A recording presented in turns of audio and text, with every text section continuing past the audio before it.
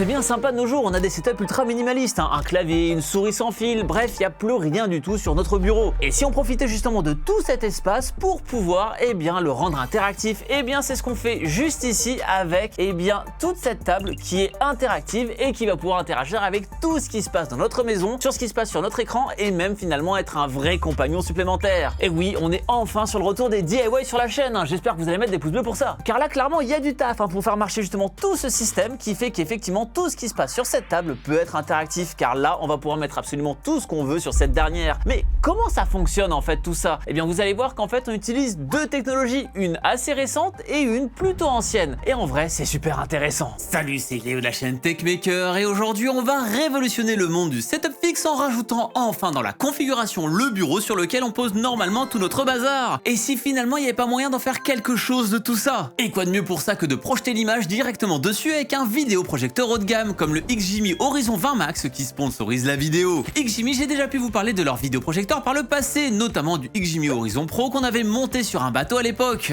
Ouais, longue histoire. Et depuis, la marque a sorti plein de nouveaux produits pour arriver depuis septembre 2025 avec sa série Horizon 20 avec 3 modèles, le Horizon 20, le Horizon 20 Pro et le Horizon 20 Max. Et clairement, la technologie n'a jamais été aussi bonne que maintenant. Ici, c'est le Horizon 20 Max que j'ai, atteignant les 5700 ISO et profitant d'une solution de divertissement tout en un. Avec Google TV incluant Netflix, Disney+, et l'application native YouTube, vous aurez accès à tous vos contenus directement sans devoir prendre une box supplémentaire, ce qui est super pratique pour profiter du triple laser RGB ainsi que des technologies Dolby Vision, IMAX Enhance ainsi qu'HDR10+. Et grâce à tout ça, vous pourrez avoir la qualité d'un téléviseur sur un projecteur, mais pour une taille beaucoup plus grande, atteignant les 150 pouces même. Ouais, j'espère que vous avez un mur de cette taille, hein, pour pouvoir avoir ça.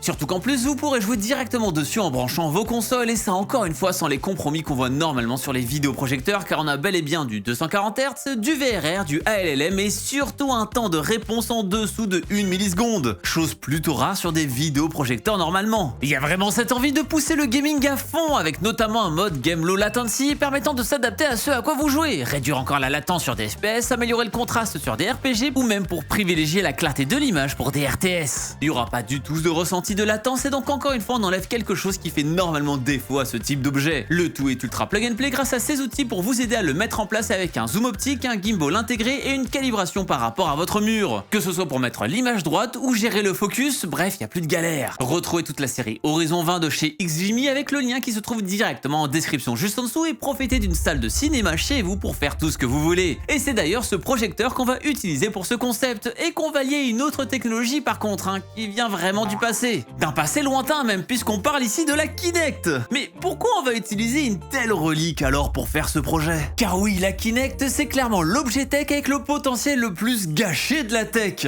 Enfin, ce qui se trouve dedans, hein. Cette fameuse caméra de profondeur. En effet, la Kinect était clairement quelque chose qui profitait d'une technologie peu exploitée jusque-là, le fait de pouvoir voir son utilisateur. Alors si, il y avait déjà quelques trucs, hein, genre la Hey-Toy pour les centenaires qui se rappellent de la PlayStation 2 et qui avait fait un énorme carton à sa sortie en 2003. Mais la différence c'est que ici, elle voit son utilisateur en 3D. Cela veut donc dire que la Kinect sait si vous êtes loin ou proche d'elle, et ça crée tellement de possibilités. La première version est sortie lors de l'ère Xbox 360 et même là c'était la folie qui permettait plein de nouveaux usages. Mais bon, c'était encore assez limité, hein, on pouvait juste voir les articulations majeures et était donc limité au 480p. Mais la vraie révolution, c'est celle-ci, la version 2, celle que je tiens dans mes mains, et ici on est sur un bijou technologique. Qualité Full HD, suivi de 6 personnes en même temps, précision du suivi au point de pouvoir suivre directement les doigts de manière ultra précise, bref un truc révolutionnaire par rapport à ce qui se faisait avant. Dites-vous que ce truc là, ça peut même mesurer votre rythme cardiaque, et il y a eu notamment un jeu d'horreur, Nevermind, qui en a profité et pouvait donc savoir si le jeu vous stressait ou non, et donc pour pouvoir vous faire encore plus peur ou pas justement. Bref, la technologie est folle, mais malheureusement son lancement est un massacre sans nom. En effet, Microsoft l'a rendu obligatoire avec la sortie de la Xbox One, a forcé les gens à devoir la garder branchée H24 à la console et donc qu'elle vous regarde et écoute en permanence. Et a finalement juste fait gonfler le prix de 100 balles pour ceux qui voulaient juste jouer à des jeux vidéo en slip, donc sans être regardés par ça. Couplé à ça, la communication du directeur de l'époque, Don Matrick, qui a dit aux journalistes en face de lui, un certain Geoff Keighley que vous connaissez peut-être, que si vous n'aimez pas cette philosophie de la nouvelle console,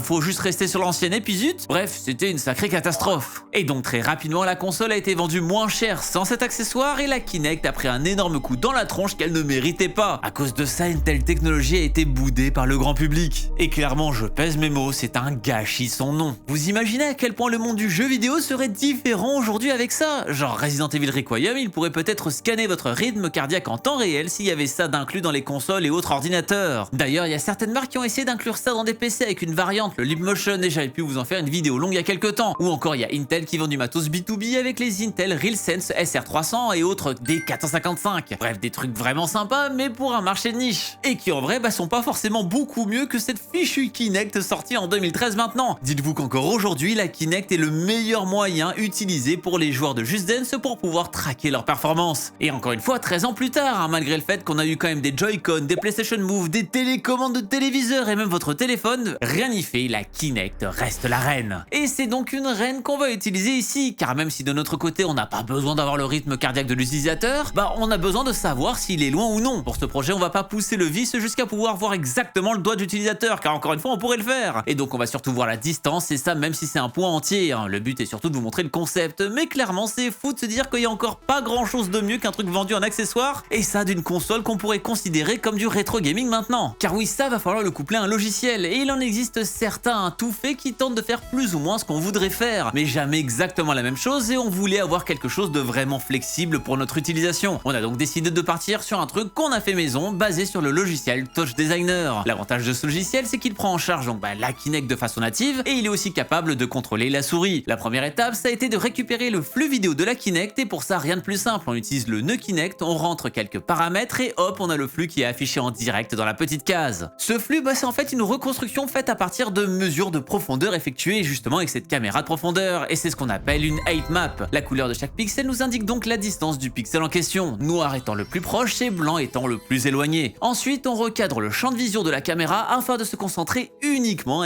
sur la table, car justement cette Kinect elle sera au-dessus de la table. On effectue aussi une petite mise à l'échelle afin de faciliter les réglages, et voilà, on a une base solide pour la suite. Maintenant, il va falloir quand même qu'on ajoute un seuil pour que ça prenne le contrôle de notre souris, qui va nous permettre donc aussi d'ignorer tout ce qui a plus de quelques centimètres de la Kinect pour pas que ça fasse n'importe quoi quand on passe au-dessus. Sachant que là-dedans on compte pas vraiment en centimètres, mais plutôt en luminosité de pixels. Mais justement avec ça, ça va nous permettre d'ignorer la table et de ne prendre en compte que ce qui est au-dessus. On ajoute quelques filtres pour nettoyer le résultat, et on a maintenant tout ce qui se trouve au-dessus de la table qui apparaît en blanc et tout le reste en noir. S'il n'y a rien sur la table, donc on a un écran complètement noir. Le truc c'est qu'après, j'ai pas envie que ma main soit prise en compte quand elle survole la table, mais seulement quand elle la touche. Parce que sinon, si je fais ça, quand j'appuie dessus, il va se passer quelque chose, mais même quand je passe à 10 mètres au-dessus, il va aussi se passer quelque chose. Et clairement, on veut éviter ça, car on perd beaucoup le côté interactif, et finalement, on a juste peur de la table, car on se dit que tout va se passer quand on va passer au-dessus. On va donc créer un second flux qui va être un peu comme le premier, mais un peu plus haut et avec des couleurs inversées. En gros, l'idée, c'est que tout ce qui se trouvera à la fois sur le premier flux et sur le second sera ignoré. Et donc, c'est seulement si un élément est détecté comme étant au-dessus de la table, mais en dessous du second seuil, qu'on a réglé à environ 5 cm au-dessus de la table, qu'il sera donc pris en compte. Et donc, on peut voir sur la preview que quand la main est présente au-dessus de la table, elle apparaît sur les deux flux, mais pas sur le résultat de l'opération. Par contre, si je baisse ma main, passer ce fameux seuil de 5 cm, la main disparaît du deuxième flux et elle n'est donc plus exclue du résultat. Donc là, on est déjà pas mal finalement, et en fait ça peut fonctionner déjà. Mais on a toujours un problème, c'est qu'un bureau c'est fait pour mettre des trucs dessus. On peut pas avoir une table complètement vide, certes, il y a plus de câbles, mais il y a toujours un clavier et une souris. Et on veut pas que ces éléments soient détectés comme justement des clics sur notre table interactive. On va donc ajouter un masque qui va permettre en gros de prendre un screenshot du flux à un instant T et de soustraire cette capture du flux. Tout ce qui se trouve dans le champ au moment de la capture sera donc ignoré. Et par exemple, pour un tapis de souris, on pourrait faire en sorte que justement tout ce qui se passe dans ce tapis de souris soit totalement ignoré, et donc que les déplacements de votre souris ne fassent pas n'importe quoi sur la table en question. Suite à ça, on va utiliser un nœud qui va simplement détecter les points blancs sur le flux et sortir leurs coordonnées. Et c'est d'ailleurs ces coordonnées qui vont nous permettre de déplacer la souris. On effectue quelques calculs pour mettre à l'échelle les coordonnées et prendre en compte qu'on a donc deux écrans, car le bureau est considéré comme un écran avec ce qu'on fait, et voilà. Il reste quand même juste un dernier détail à régler, c'est l'ajout d'un garde-fou qui va permettre de désactiver le contrôle de la souris dans le cas où le système deviendrait fou justement. Pour ça, rien de plus simple, à chaque cycle du logiciel, on va récupérer l'état de la LED du bouton caps lock du clavier, et donc si elle est allumée, alors on désactive toute la partie gestion de la souris. Et donc avec ce dernier détail de régler, ça y est, on devrait avoir tout ce qu'il nous faut pour tester le monstre, enfin tester notre table. Et donc voilà tout notre système qui est juste ici. Et donc pour rendre tout ça tactile, c'est encore une fois grâce à la Kinect. Kinect dont on a parlé juste avant, mais vous allez me dire où est-ce qu'elle se trouve alors sur cette table, cette fameuse Kinect? Eh bien en fait parce qu'il faut un peu lever les yeux, car en effet elle est justement sur le plafond. Oui, c'est clair qu'il n'y a pas beaucoup de gens qui installent une Kinect comme ça, mais au moins là il y a mes rails de tournage qui peuvent servir et qui me permettent du coup d'avoir la Kinect qui va pouvoir voir tout ce qui se passe sur cette table directement. Ce qu'on voit finalement c'est vraiment ma personne, avec du coup la table qui se trouve juste ici. On voit du coup toute ma main en fait sur les premières, mais là derrière sur le quatrième bloc, eh bien c'est la table qui est croppée et en fait derrière on voit que justement en fait ma main n'est plus visible. Et donc c'est quand il est assez bas qu'il pourra savoir que oui, il faut bel et bien activer la souris pour justement avoir le contrôle de l'écran en question. Je peux d'ailleurs avancer, là du coup vous voyez toujours ma main, mais si je descends ici, eh bien on la verra que du coup un peu plus tard dans le programme et on la voit plus justement avant, donc qui permettra de donner bien cette indication en plus. Car oui, je viens parler de souris parce que non plus c'est pas de la magie noire. Comment ça fonctionne? C'est qu'une fois que du coup cette Kinect va pouvoir détecter qu'on arrive assez loin finalement avec les capteurs de profondeur, de savoir que l'élément qui a été rajouté va devoir bien finalement contrôler notre souris, qui veut dire que ça fonctionne comme sur un écran sur lequel on va cliquer à côté. Alors oui, du coup on va me dire que ça va faire perdre le focus de cet écran pour pouvoir avoir le focus de cet écran à côté. Mais bon faudrait faire quand même un programme assez complexe supplémentaire pour justement ne pas perdre le focus de ce premier écran. Et donc bon, sur le projet on n'allait pas s'embêter quand même des grosses marques comme Corsair le font pas pour le Xeon Edge qui a exactement le même comportement. Écoutez, si la vidéo a assez d'engouement, peut-être qu'on fera une V2 et avec lequel ça fonctionnera et peut-être commercialisé, qui sait. Et donc comme je le disais, donc là c'était désactivé histoire que ça fasse pas n'importe quoi, mais dès que je suis vu dans la zone, et bien du coup je vais avoir la souris qui va se retrouver en dessous et donc pouvoir cliquer sur des éléments et donc là sur mon Home Assistant qui va me permettre d'allumer ou d'éteindre la lumière. Alors, finalement ça fonctionne exactement comme un clic de souris et donc vu que mes lumières sont connectées directement à ma maison, je peux faire tout ça. Là ça fonctionne, je peux aller faire autre chose directement sur mon ordinateur et j'aurai du coup toujours mon dashboard à côté. Donc si je veux allumer les lumières, si je veux voir la météo, si je veux voir bien du coup s'il y a quelqu'un devant chez moi. Bon, même si la vue comme ça fait un peu Five Nights at Freddy's, on va pas se mentir, mais justement en parlant de jeux vidéo, le truc c'est qu'encore une fois vu que c'est un écran secondaire, on peut tout faire et donc on retrouve enfin un intérêt à jouer au meilleur jeu qui a existé sur ces 20 dernières années, Cookie Clicker. Là on peut imaginer plein de situations, par exemple je suis là à faire mon exposé sur les escargots et en fait je me dis pourquoi je ne serais pas là aussi à jouer à un jeu directement sur ma table. Alors oui, je pourrais avoir un truc qui s'appelle un deuxième écran, mais honnêtement qui fait ça alors qu'on pourrait directement taper sur les cookies sur la table directement